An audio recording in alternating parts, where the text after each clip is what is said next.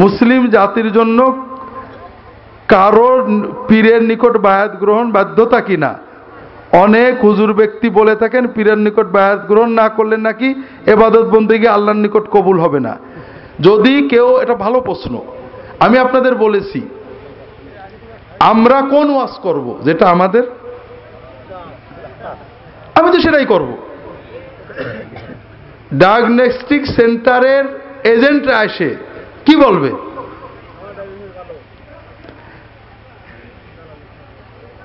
আপনার ইন্স্যুরেন্স কোম্পানির এজেন্টরা এসে কি বলবে? কি বলে? বলবে। এই জন্য আমরা আলেমরা কোরআন হাদিসের ওয়াজ করি না। আমাদের আপনাদেরকে বলি না যে আল্লাহর কাছে যান, নবীর কাছে যান, বলি আমার কাছে আসেন, আমি আপনাদের আল্লাহ নবী দিয়ে দেব। প্রথম কথা হলো, যদি কেউ মনে করে লা ইলাহা ইল্লাল্লাহু মুহাম্মাদুর রাসূলুল্লাহর পরে আর কোনো কিছু না হলে আল্লাহ ইবাদত কবুল করবে না, এই লোকটারই ঈমান নষ্ট হয়ে গেছে। দুটো জিনিস ধরা লাগবে। লা ইলাহা ইল্লাল্লাহু বলে আমরা কি ধরছি? মাবুদ ধরছি। আর মুহাম্মাদুর রাসূলুল্লাহ বলে কি ধরছি? রাসূল ধরছি, মুর্শিদ ধরছি। আর কোনো কিছু ধরা শর্ত না, প্রয়োজনে অনেক কিছু ধরতে হবে। বিপদে পড়েছেন, কাঠ ধরবেন, গাছ ধরবেন, বাপ ধরবেন, সব ধরবেন, কিন্তু ইবাদত কবুল হওয়ার জন্য আর কোনো কিছু ধরা শর্ত জরুরি না। কথা কি বুঝতে পেরেছেন? কিন্তু আমরা এটা বলবো না আপনাদের, এটা বললে তো আমাদের লস। কথাটা বুঝতে পারেননি।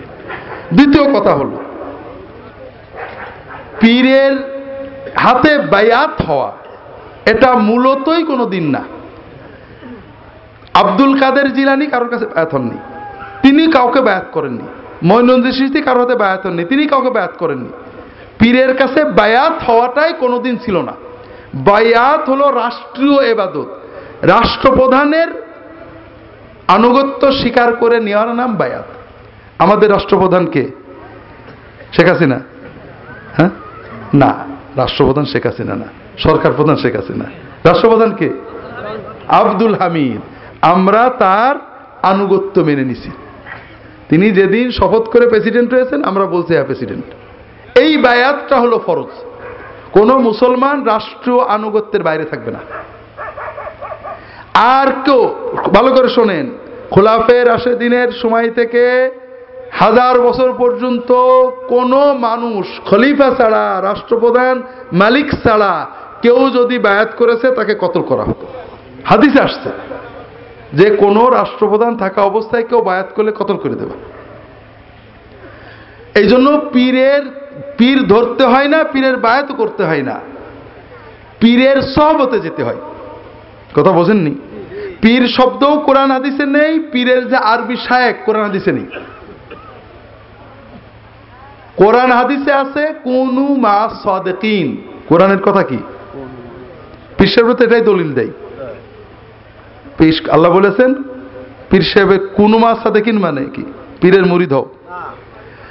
পীর না, নেককার, সত্যবাদী, যারা নেককার, সত্য কথা বলে, মিথ্যা কথা বলে না, আল্লাহর ইবাদত করে, আল্লাহর ফরজ ওয়াজিব আদায় করে, এই ধরনের মানুষদেরকে কি বলা হয়? সাদিকিন। সাদিকিনদের বিবরণ আবার আল্লাহ কোরআন অন্য জায়গায় বলেছে, যারা নামাজ পড়ে, যাকাত দেয়, আল্লাহ ছাড়া কাউকে ভয় পায় না, বিপদে আপদে আল্লাহর পথে থাকে, এরা হলো মুত্তাকি, এই সাদিকিন। এই রকম সাদিকিনদের কি করতে বলেছেন? হাত ধরতে বলেছেন, পা ধরতে বলেছেন। মা সাদিকিন, সাথে থাকো, তাদের কাছে বসো, কথা শোনো, খুব বোঝেন। দাড়ি রাখা যে নবীর নির্দেশ, ওয়াজিব, দায়িত্ব, সবাই আমরা জানি না? যারা দাড়ি রাখে না তারাও তো জানে, কিন্তু রাখতে পারে না, না নসসায়, ঠিক না? কিন্তু একজন ভালো হাক্কানি আল্লাহওয়ালা নেককার আলেম বলেন, পীর বলেন, তার সোহবতে গেছে, অথবা কোন একটা ইসলামী দলে গেছে, গ্রুপে গেছে, দাওয়াতে গেছে, দেখবেন এসেই দাড়ি রেখে ফেলেছে, দেখেন। আগেও জানতো দাড়ি রাখা আল্লাহ নবীর বড় গুরুত্বপূর্ণ ওয়াজিব সুন্নত, পরেও জানে। আগে দাড়ি গলা যেন পরে গজালো কেন? ওই সোহবতে থেকে আমলের জজবা এসেছে। কথা বোঝেন না? এই জন্য কোন দেখি নেককার, সেই নেককার মসজিদের ইমাম হতে পারে, সেই নেককার আপনার গ্রামের একজন কৃষক হতে পারে, একটা রাজমিস্ত্রি হতে পারে, মাশাআল্লাহ দাঁড়িয়ে রেখেছে, নামাজ পড়ে, রোজা রাখে, আল্লাহ পথে চলে, এইরকম যে কোনো নেককার মানুষদের সোহবতে থাকা, বসা, এইটা হলো আল্লাহর হুকুম। আর এই থিওরিতেই পীর মুরিদি শুরু। যখন মুসলিম উম্মার অনেক বিপদ আপদ আসলো, ভালো ভালো আল্লাহওয়ালা মানুষেরা পীর নামে গ্রামে গঞ্জে থাকতেন, মানুষেরা তার কাছে যেত, 1 বছর 2 বছর থাকতো, ইবাদতের জজবা তৈরি করত। কথা বোঝেননি? আব্দুল কাদের জিলানী কারোর মুরিদ হননি, দাব্বাস নামে একজন বুজুর্গের সোহবতে 1-2 বছর ছিলেন। সোহবত মাইয়াত, সাথে থাকা। তাহলে পীর ধরা এটা ফালতু বাজে কথা, পীরের মুরিদ হও এটা ইসলামের কোনো পরিভাষা না। পীরের সব অর্থাৎ নেককারের, সাদেকিন, সত্যবাদী, আল্লাহওয়ালা নেককার মানুষের সোহবতে থাকা। একজন বলল আমি নেককার, দাড়ি নেই, নেককার নাকি? আমি সত্যবাদী, দাড়ি নেই, সত্যবাদী, নামাজ পড়ে না, সত্যবাদী, মিথ্যাবাদী। কারণ ও বলেছে লা ইলাহা ইল্লাল্লাহ মুহাম্মাদুর রাসূলুল্লাহ, অথচ আল্লাহর ইবাদত করে, নবীর সুন্নাত মানে, এটা মিথ্যাবাদী না। তাহলে সত্যবাদী কে? যার কালেমা সত্যে পরিণত হয়েছে, যার ইত্তেবায়ে সুন্নত সত্যে পরিণত হয়েছে, সে স্বামী স্ত্রী পিতা মাতা আল্লাহর নবীর সুন্নত মতো চলে, এই হলো সত্যবাদী। তার কালেমাকে সত্য প্রমাণ করে, ঠিক না? এই রকম দিনদার সত্যবাদী আল্লাহওয়ালা নেককার মানুষদের সোহবতে যাওয়া আমাদের ইবাদত। যদি পীর হয়, পীরের সোহবতে যেতে হয়। সমাজ যে থাকবেন, বসে থাকবেন, 1 দিন 2 দিন বসে থাকবেন, তার ওয়াজ শুনবেন, তার সাথে তাহাজ্জুদ পড়বেন, আপনার ভিতরে ইবাদতের জজবা আসবে। কথা কি বুঝতে পেরেছেন? এই জন্য পীরের মুরিদ হওয়া, পীরের কথা ইসলামে নেই, পীর ধরা তো একেবারে এই বাজে কথা। পীর কি চোর নাকি যে আপনি ধরবেন তার? হ্যাঁ, নাকি পীর গাছতে পড়ে যাচ্ছে ধরবেন তাড়াতাড়ি? না, আপনি পড়ে যাচ্ছেন পীর ধরে উপরে উঠবেন? ধরবেন কি? পীরের সোহবতে যেতে হবে। কথা কি বুঝতে পেরেছেন? হ্যাঁ। দ্বিতীয় কথা হলো, এই পীরের সোহবতে যাওয়াটা ফরজ ওয়াজিব কোনো ইবাদত না, এটা সুন্নত নির্ধারিত মুস্তাহাব ইবাদত। এমনি সোহবত আমাদের লাগবে। আমরা মসজিদে জামাতে নামাজ পড়ি, নেককারদের সোহবত হয়ে যায়। আমরা নবীজির সুন্নত পড়ি, হাদিস পড়ি, আলেম ওলামাদের জীবনী পড়ি, সোহবত হয়ে যায়। এরপরও 1-2 নেককার মানুষদের সোহবতে যে আরো বেশি ইমানকে বাড়ানো, এটা ভালো কাজ, তবে এটা কোনো ফরজ ওয়াজিব না। এখন আমাদের উপর ফরজ হলো মাদ্রাসায় পড়া, এই এলেম শিখা। এলেম শিখা না মাদ্রাসায় পড়া, কোনটা ফরজ? এলেম শিখা ফরজ। একজন মাদ্রাসায় পড়িনি, আলেমদের সোহবতে হবে না? তাহলে মূল ফরজ কি? এলেম শিখা। এখন আমি বললাম ভাই মাদ্রাসায় পড়া ফরজ, কারণ মাদ্রাসায় না পড়লে এলেম হবে না। যতই আলেম হোক, মাদ্রাসায় পড়িনি ওর দাম নেই। কথা বোঝেন না? মাগুরার মরুম পীর সে মাথায় পড়ছেন নাকি? কিন্তু ওনার এলেম ছিল, ওই পীরের সোহবতে অনেক মশলা মাসাইল উনি জানতেন। না বাবা মাদ্রাসায় পড়া ফরজ, উনি মাথায় পড়েনি, কাজে ওনার করে এলেম নেই, হবে না। তাহলে বললাম, এরপরে বললাম মাদ্রাসায় ভর্তি হওয়া ফরজ। যতই তুমি মাদ্রাসায় এলেম কালাম শেখো, বিভিন্ন মাদ্রাসায় ভর্তি না হলে তুমি ফরজ আদায় হবে না। এরপর বললেন মাদ্রাসায় ভর্তি হয়ে নাম লেখাও, তোমার জান্নাত কনফার্ম, পড়ো আর না পড়ো। এরপর বললেন মাদ্রাসায় যদি কেউ নাম না লেখায়, তার নামাজ রোজা একটাও কবুল হবে না। কেমন হলো জিনিসটা? আমাদের সব ব্যাপার তাই হয়েছে, পীরের মুরিদ তাই হয়েছে। অর্থাৎ নেককার লোকের সোহবতে যাওয়া ভালো, এটা খারাপ কিছু না। এখন বললেন নেককার লোকের সোহবতে যাওয়া ফরজ। ঠিক আছে, আমি মসজিদে ইমামের সোহবতে না, একজন না কোনো একজনের মুরিদ হওয়া ফরজ হলো। মুরিদ কি জন্য হবে? তার কাছে বসে নামাজ রোজা শিখবো না, তার হাতে হাত দিয়ে একটা চুক্তি করে আসলেই হলো, তাহলে তোমার বেহেশত কনফার্ম। এরপরে বললেন না, যদি কারোর হাতে হাত না দাও, তাহলে নামাজ রোজা হজ যাকাত যাই করো না কেন, আল্লাহ নেবে না। অর্থাৎ আপনি বান্দাকার, উম্মতকার, মুহাম্মদ সাল্লাল্লাহু আলাইহি ওয়াসাল্লামের তরিকায় আল্লাহর ইবাদত করবেন, কিন্তু আল্লাহ নেবে না। আল্লাহ তাকায় থাকবে, জামাই বাবাজি তুমি তো ফুরফুরা হুজুরের জামাই হুজুর, তোমার কাছে মুরিদ হইনি, আমি কি এই লোকটার ইবাদত নেব?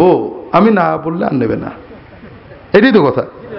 এই রকম চিন্তা যদি কোনো মুসলমান করে, তার কি ঈমান থাকে? কাজেই ধরেছেন দুটো, মাবুদ ধরেছেন কাকে? আর মুর্শিদ নবী ধরেছেন কাকে?